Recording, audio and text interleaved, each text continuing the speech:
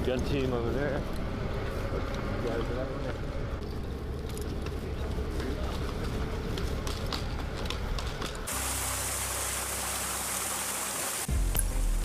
3 दिनों से ये लोग ना खड़े हुए हैं ना अपनी जगह से हिले हैं। सोचिए इस परिस्थिति में अगर एक चींटी इनके पलकों पर रेंगे तो ये उसे छूकर हटा भी नहीं सकते, क्योंकि इनकी एक मूवमेंट इनके पूरे मिशन को बर्बाद कर सकती है। और यही है एक असली आर्मी स्नाइपर की जिंदगी। ज्यादातर लोग स्नाइपर को एक अकेला शूटर मानते हैं, छत पर घात लगाकर बैठा होता है, गोली चलाई और गायब हो गया। लेकिन ये तस्वीर सिर्फ फिल्मों में दिखाई देती है, हकीकत इससे बिल्कुल अलग है। हकीकत में आर्मी स्नाइपर्स हमेशा जोड़ी में काम करते हैं। कभी 3 लोगों की टीम होती है, एक शूटर, एक स्पॉटर और कभी कभी सिक्योरिटी के लिए एक और आदमी भी होता है। फोर्ट बेनिंग स्थित यूएस आर्मी स्नाइपर स्कूल के इंस्ट्रक्टर्स के मुताबिक स्नाइपर्स का असली काम अक्सर गोली चलाना होता ही नहीं है। दरअसल स्नाइपर का मेन काम होता है किसी भी पोजीशन पर नजर गड़ाए रखना, दुश्मन के हर हरकत को रिकॉर्ड करना और अपने कमांडर तक हर चीज का रिपोर्ट पहुंचाना। कई बार तो एक टीम 3-4 दिन एक ही जगह बैठी रहती है और एक भी गोली नहीं चलाती। तो असली सवाल ये है कि बर्लेप और जूट से बने हुए इस चलते फिरते ओवन में ये लोग 72 घंटे कैसे निकाल देते हैं। दरअसल इनकी तैयारी मिशन शुरू होने से बहुत पहले खुद सूट बनाने से शुरू होती है। ज्यादातर स्नाइपर्स अपना गिली सूट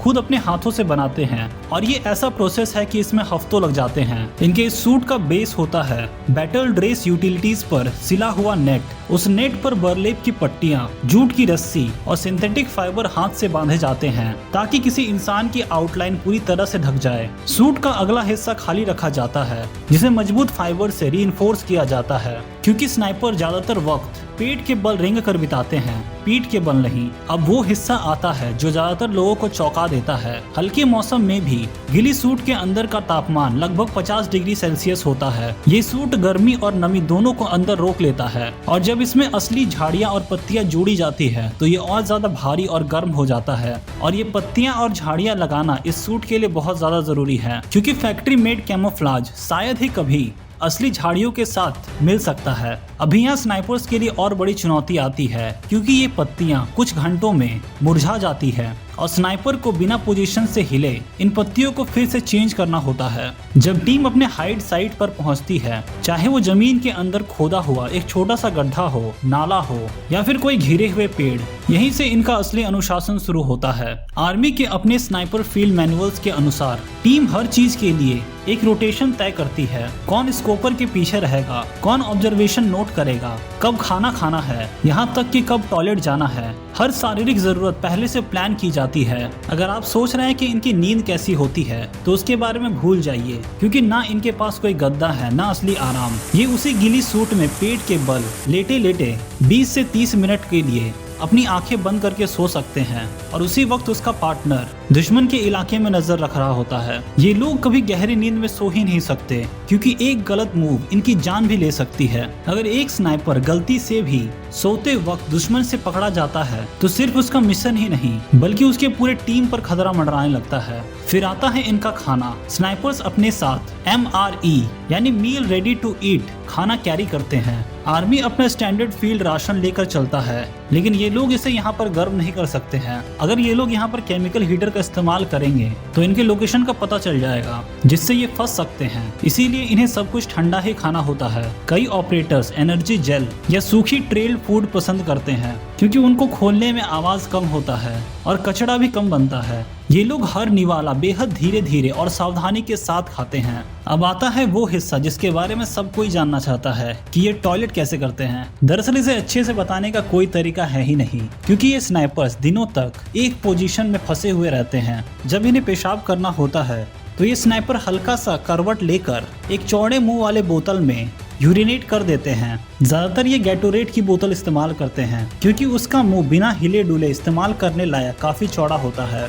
बाकी जब इन्हें स्टूल करना होता है तो ये MRE के बैग वापस इस्तेमाल कर लेते हैं। इनका नियम साफ है कि खाना खाकर या स्टूल कर वहाँ पर कोई भी निशान नहीं छोड़ना है। और ये सिर्फ सफाई की बात नहीं है, दरअसल इंसानी मलमूत्र की गंध ट्रेंड किए हुए डॉग्स बहुत दूर से ही सूंघ लेते हैं, इसीलिए सब कुछ बैग में भरकर वापस ले जाना बहुत ज्यादा जरूरी है। गल्फ वॉर के दौरान ब्रिटिश SAS की टीम कथित तौर पर पेशाब तक को अपने जेरी कैन में भरकर वापस ले जाती थी और उसके पीछे भी यही रीजन था। कई ऑपरेटर्स मिशन से पहले अपनी डाइट ही बदल लेते हैं ताकि इस पूरे झंझट से जितना हो सके उतना बचा जा सके। इस डिसिप्लिन को मरीन स्नाइपर कार्लोस हैथकॉक से बेहतर शायद ही किसी ने निभाया होगा।